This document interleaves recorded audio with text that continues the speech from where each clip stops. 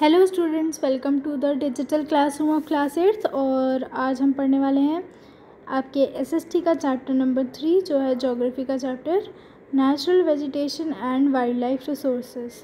ठीक है, ये हमारा चैप्टर 3 है। इसमें हम कौन कौन से ऑब्जेक्टिव्स कवर करेंगे। तो ये है factors influencing natural vegetation and wild life, natural vegetation, conservation of forest, wild life and conservation of wild life. ठीक है, तो चलिए स्टार्ट करते हैं हम अपना chapter. Life on earth exist only in the biosphere, the zone of contact between the land, air and water. जो हमारा लैंड, एयर और वाटर है, तीनों इंटरकनेक्टेड हैं और इन तीनों में लाइफ फॉर्म्स हैं। जैसे लैंड में कौन से लाइफ फॉर्म्स हैं, गोट, काऊ, शीप, ह्यूमंस। एयर में कौन से हैं, बर्ड्स वगैरह। और वाटर में कौन, फिश वगैरह हैं और स्मॉल ऑर्गेनिजम्स, वेल, ये सब हैं। और इन तीनों में लाइफ फॉर्म्स हैं और तीनों को जो जोड़ता है और कलेक्टिवली हम इसको बोलते हैं क्या, बायोस्फीयर। बायोस्फीयर, ठीक है, हम इसे बोलते हैं biosphere. Living beings are interrelated and interdependent on each other for survival. Living beings जो हैं इंटर रिलेटेड हैं, ये दोनों आपस में इंटर रिलेटेड हैं और एक दूसरे पे इंटर डिपेंडेंट हैं। रिलेटेड भी हैं और निर्भर भी करते हैं, एक दूसरे पे डिपेंडेंट भी हैं एक दूसरे के सर्वाइवल के लिए। This life supporting system is known as the ecosystem. जहाँ पर दो ऑर्गेनिजम्स एक दूसरे से इंटर रिलेटेड हों और डिपेंडेंट हों, इसको हम बोलते हैं, इस सिस्टम को हम बोलते हैं क्या, इकोसिस्टम। ठीक है, अब हम आगे पढ़ते हैं। Vegetation and wildlife are valuable resources. Vegetation और वाइल्ड लाइफ। वेजिटेशन क्या है, जो हमारे यहाँ पे वेजिटेशन होता है, क्रॉप्स उगती हैं, ठीक, और हम फिर उसे काटते हैं फसल को, तो इस सब को हम बोलते हैं वेजिटेशन। और वाइल्ड लाइफ यानी कि जो हमारे पास वाइल्ड लाइफ है, जैसे लायन, टाइगर, ये सब हो गए। ये सब क्या है, वैल्यूएबल रिसोर्सेज है, बहुत कीमती चीज़ें हैं जो हमें नेचर ने दी हैं। Plants provide us with timber, firewood, give shelter to animals, produce oxygen we breathe, help in storage of underground water, give us fruit, gum, nuts, latest medicinal substances, paper etc. देखो, plant हमें कितनी सारी चीज़ें provide करता है ना। Plant हमें timber एक लकड़ी होती है जिसके फर्नीचर बनता है। फायरवुड, आग जलाने के लिए लकड़ी। फिर एनिमल को शेल्टर देता है, उन्हें छाँव प्रदान करता है। ऑक्सीजन देता है हम लोग को ताकि हम ब्रीथ कर सकें। अंडरग्राउंड वाटर स्टोर करता है। हमें फ्रूट्स देता है, गम देता है, नट्स, लेटेक्स और मेडिसिनल सब्सटेंसेस, जैसे कि नीम हो गया, एक मेडिसिनल प्लांट है। पेपर हमारा जो है ट्रीज से बनता है। बहुत सारी चीज़ें हमें प्लांट से मिलती हैं। They also bind the soil and check soil erosion. जो एक पेड़ है, जैसे कि मान लीजिए ये पेड़ है, ठीक है, जब ये नीचे है तो इसकी जो रूट्स यानी कि जड़ें हैं, वो आसपास की सॉइल को एकदम बांध के रखती हैं। जब सॉइल बंधी रहेगी तो अगर हवा चलेगी तो ये सॉइल बंधी है तो ये उड़ेगी नहीं, जिससे सॉइल इरोजन नहीं होगा। ठीक, जब सॉइल इरोजन नहीं होता है तो बहुत सी सॉइल बची रहती है और हमारे काम आती है। ठीक है स्टूडेंट्स, ये आपको समझ में आ गया।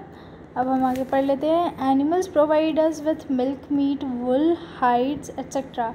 एनिमल्स हमें क्या क्या देते हैं, मिल्क देते हैं, मीट देते हैं, वुल देते हैं, और इसमें जो नहीं लिखा है, हमें एग्स देते हैं, है ना। तो एनिमल्स भी हमें बहुत कुछ प्रोवाइड करते हैं, प्लांट्स भी हमें बहुत कुछ प्रोवाइड करते हैं।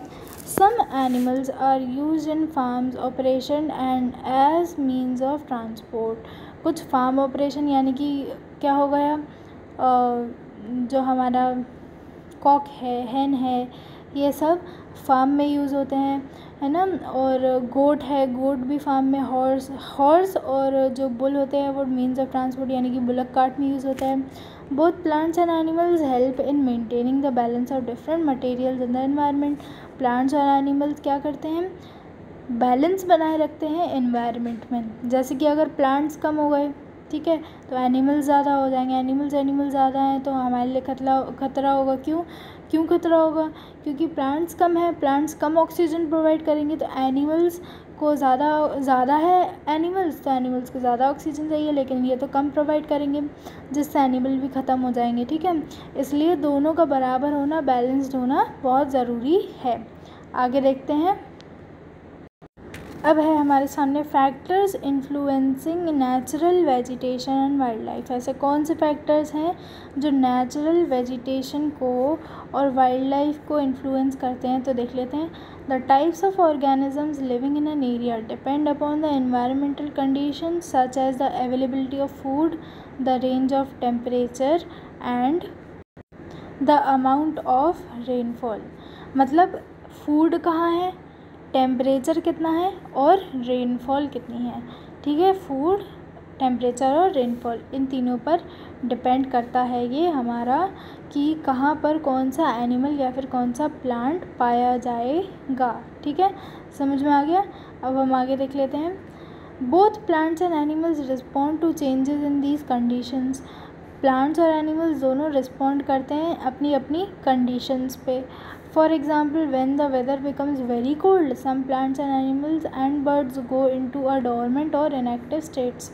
आप लोग ने सुना होगा कि आप लोग ने पहले भी पढ़ा होगा कि जो लिजर्ड्स होती हैं, जो बियर होते हैं, जब ज़्यादा ठंड पड़ती है तो वो लोग चले जाते हैं सोने मतलब हाइबरनेशन में चले जाते हैं, अपने होल्स में, अपने ग्रूव्स में घुस जाते हैं और सोते रहते हैं। वो कब तक, जब तक गर्मियाँ नहीं आ जाती, ठीक है।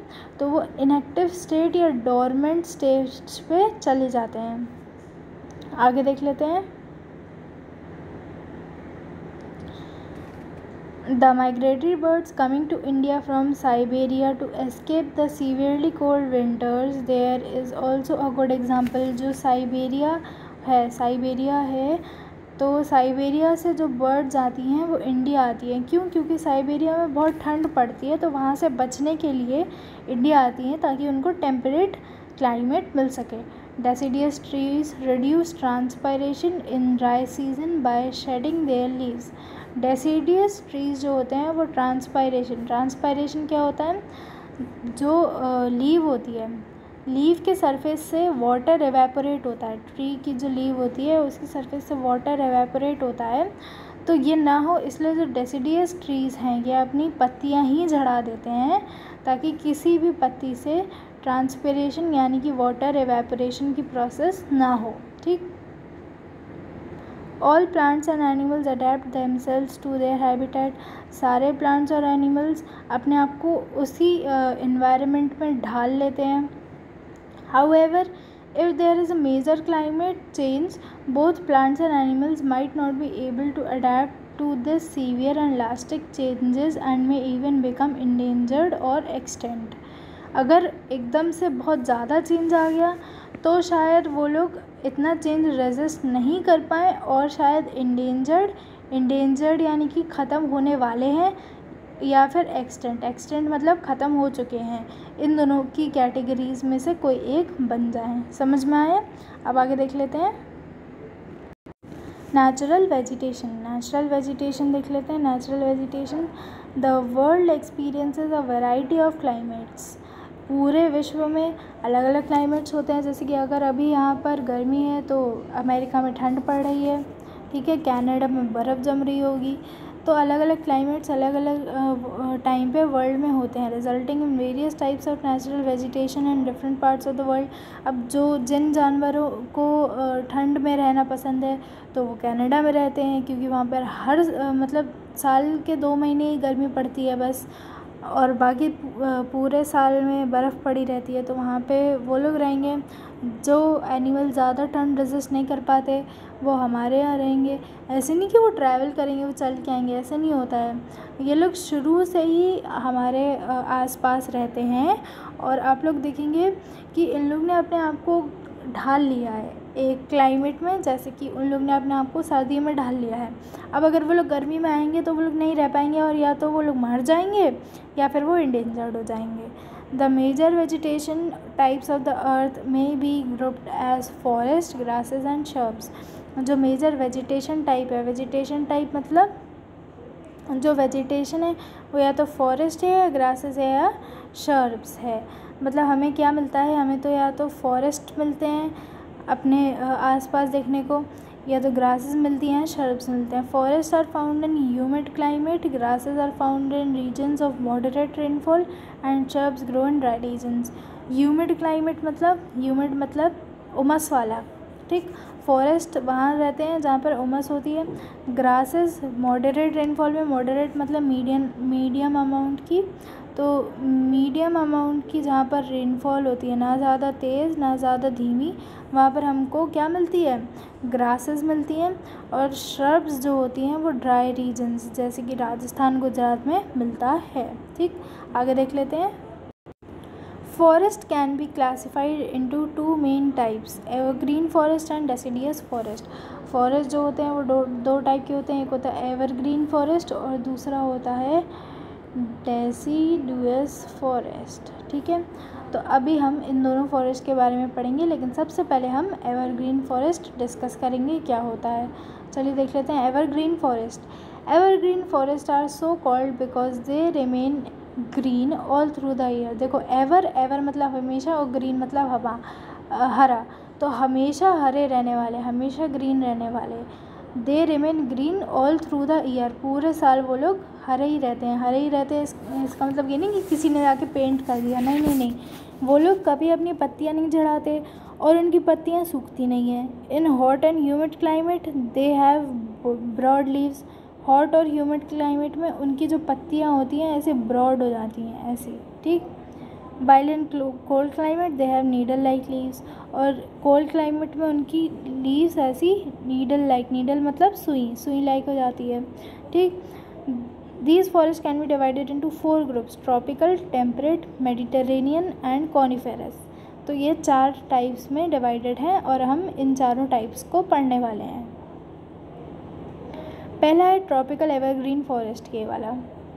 These types of forest अगर in regions of heavy rainfall which are close to the equator, जो इक्वेटर के पास होती हैं, ये देखिए ये है अर्थ हमारी और यहाँ से जाता है ऐसे इक्वेटर, तो जो इस इक्वेटर के पास वाले फॉरेस्ट हैं, ठीक है, जो इस इक्वेटर के पास होते हैं फॉरेस्ट, वहाँ पे हमको मिलता है ट्रॉपिकल एवरग्रीन फॉरेस्ट, ठीक। यहाँ पर क्या होता है, यहाँ पर रेनफॉल जो है वो बहुत हैवी होती है, बहुत हैवी, ठीक। It is hot and wet throughout the year resulting in thick and dense forest. Hot भी होता है और वेट भी होता है। हॉट तो क्लाइमेट की वजह से होता है क्योंकि इक्वेटर है तो सन की रेज डायरेक्ट इस पर पड़ती होंगी, और वेट क्यों है, क्योंकि यहाँ पर बहुत ज़्यादा रेनफॉल होती है, ठीक।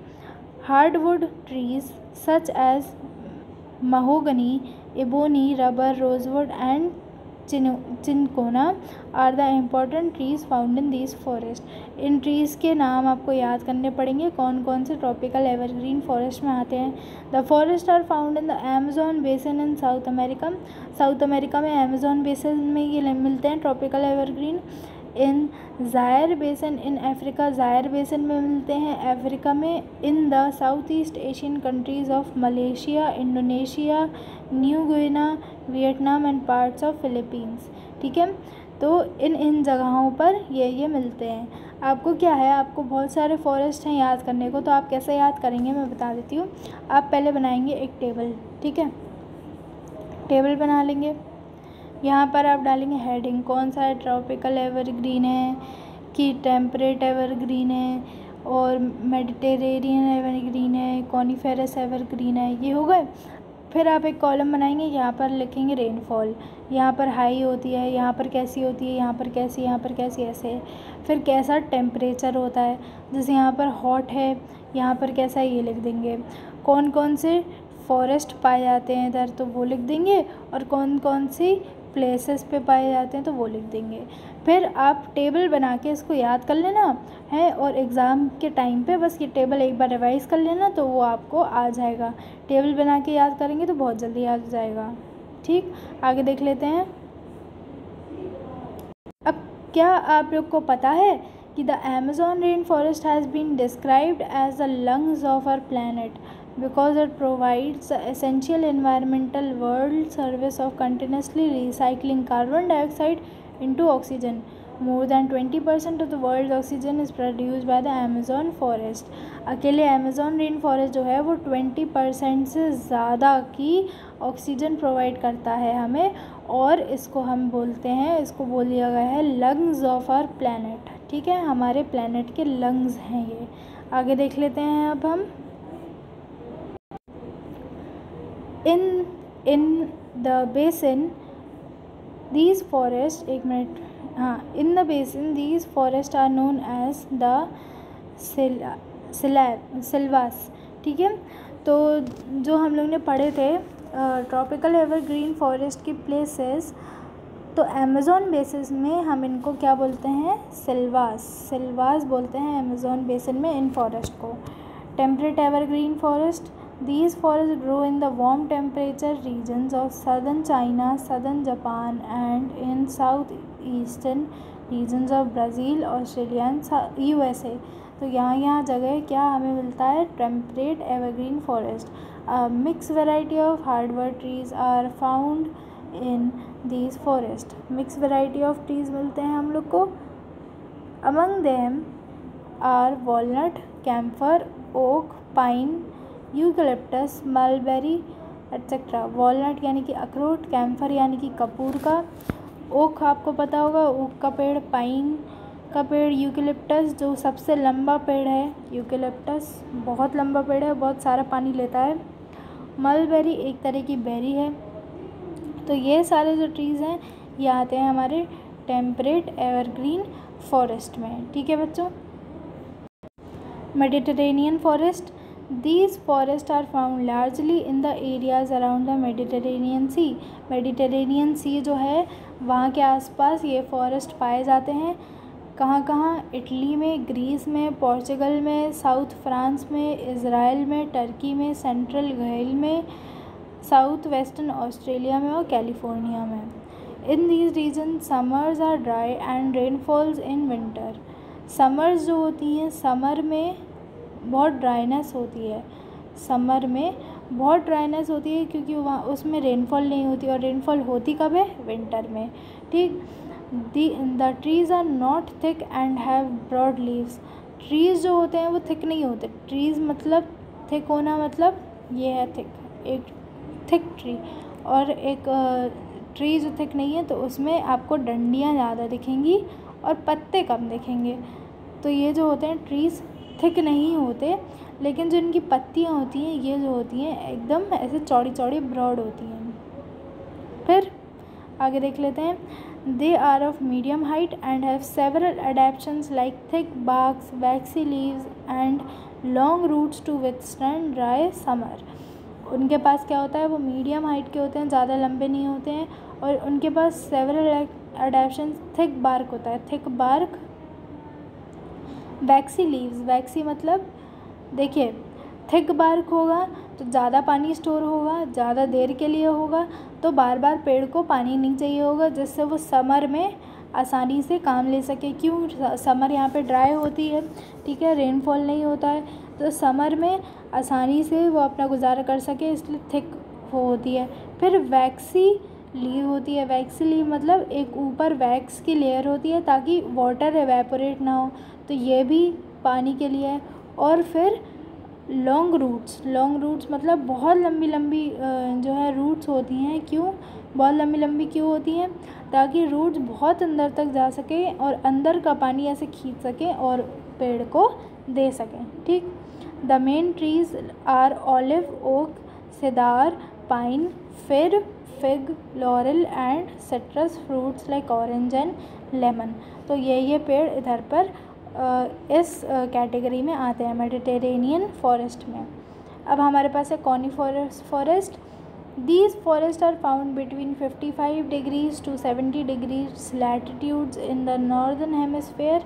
ये जो है 55 डिग्रीज टू 70 डिग्रीज में पाए जाते हैं ये वाले फॉरेस्ट नॉर्दर्न हेमिस्फीयर में।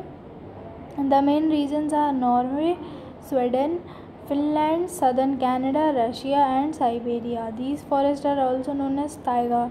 इन प्लेसेस में मिलते हैं और इनको हम बोलते हैं ताइगा। इनको ताइगा भी बोला जाता है। They are also found in the high altitudes.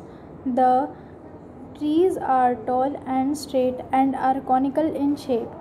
They are softwood trees suitable for paper making. The main species of coniferous trees are pine, fir, spruce and cedar. ठीक है, तो ये इसके कैरेक्टरिस्टिक्स हैं। जो ये ट्रीज़ होते हैं ये लंबे होते हैं, एकदम स्ट्रेट, ऐसे स्ट्रेट होते हैं, एकदम बहुत लंबे लंबे और स्ट्रेट होते हैं, और कॉनिकल शेप के होते हैं, ऊपर से ऐसे कोन बना होता है, ऐसे बहुत लंबे लंबे और कॉनिकल शेप के, मतलब कोन के शेप के होते हैं, और सॉफ्टवुड ट्रीज़ होते हैं और पेपर मेकिंग के लिए बहुत अच्छे होते हैं। सॉफ्टवुड मतलब इनकी जो वुड होती है वो बहुत सॉफ्ट होती है और पेपर इससे बनाया जाता है। तो स्टूडेंट्स, ये था हम लोग का इस वीडियो का फर्स्ट पार्ट। अभी आपको सेकंड पार्ट बाद में मिलेगा। ठीक है, बाय स्टूडेंट्स।